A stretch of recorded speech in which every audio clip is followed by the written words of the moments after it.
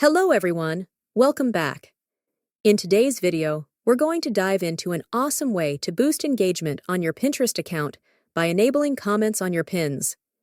If you're ready to create a more interactive and engaging space for your audience, you've come to the right place. Let's jump in. First, open the Pinterest app and make sure you're logged into your account. Now, we're going to set up your pins to allow comments and encourage more engagement from your followers.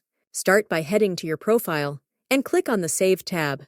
Next, in the upper right corner of the screen, you'll see a hexagon-shaped icon. Tap on that to go to the settings.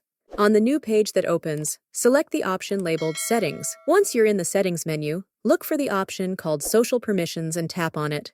Now, scroll down until you see Allow Comments on Pins. Simply toggle the switch to enable comments on your pins. And that's it! You've successfully allowed comments on your Pinterest pins. With this, you can encourage more interaction on your content and create a sense of community with your audience. And there you have it! Your pins are now ready for more interaction and engagement. If this guide helped, give it a thumbs up and make sure to subscribe for more Pinterest tips and tricks. Thanks for watching, and I'll see you in the next video.